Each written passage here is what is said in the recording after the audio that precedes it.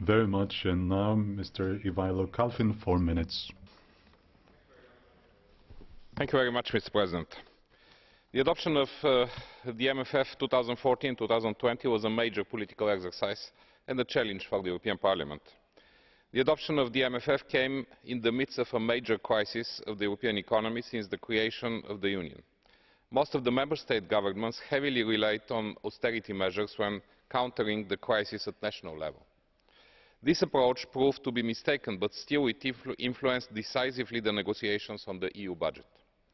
We cannot be happy with the agreement on the MFF 2014-2020. The Parliament failed to convince the European Council to discuss policies. The Council discussed figures and exceptions instead. However, this report is not about evaluating the outcome of the MFF negotiations. The purpose of the report is to take stock of the experience of the European Parliament accumulated over the last years in fulfilling the new functions given by the Lisbon Treaty. This will be the legacy of this Parliament for the future legislatures that I hope will be useful at the time when discussing the mid-term review or preparing the next MFF negotiations. First, we need to say that the whole procedure was far from ideal. The problem was in the different approach of the three institutions involved. While the European Parliament prepared carefully its position by creating a specialised committee and adopting a special initiative report, the Council approached the issue at a much later stage. We also had different philosophies.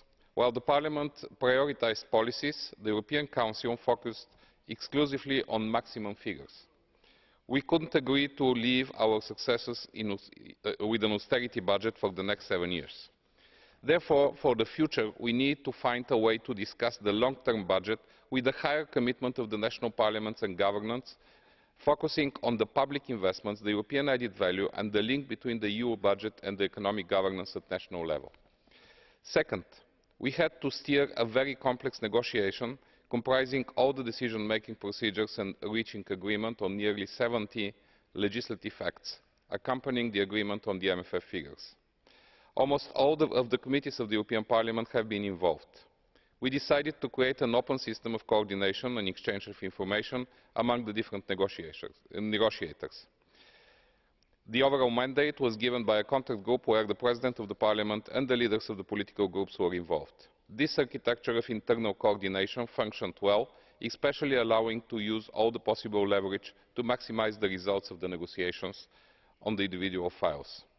I cannot accept the approach adopted initially by the Council to agree on a negotiating box comprising multiple elements of the legislative files that were supposed to go under codecision procedure.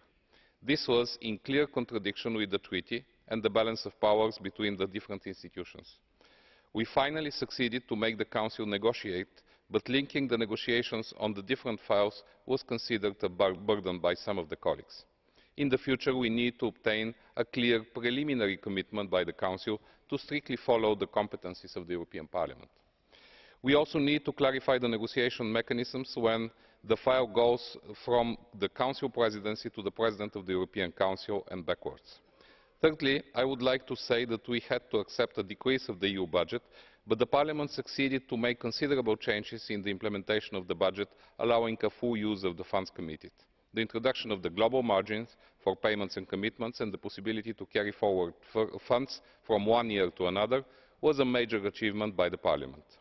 In conclusion, I would like to point on three very important issues: the already chronic problem with insufficient payments that will make necessary the use of all means available still in the beginning of the new financial period, the absolute need to carry out a proper mid-term review, otherwise this budget will not allow to fulfil the expected tasks, and the absolute need to start reforming the revenue part of the budget, and I hope that the high-level group on own resources under the chairmanship of Mr. Monti will come up with meaningful and convincing options and arguments. Finally, Mr. President, I would like to thank all the colleagues I had the pleasure to work on this file, Mr. Björge, Mr. Alain Lamassoure, and all the other rapporteurs and shadow rapporteurs and staff from the Budget Committee and the political groups. Thank you very much. Thank you very much, Mr. Kalfin. And now we are moving to catch the eye procedure. We have 5 speakers who have requested for the floor. Let's start with Mr. Andrej Plenković. Thank you very much, Mr. Vice President of the European Parliament, Commissioner Lewandowski.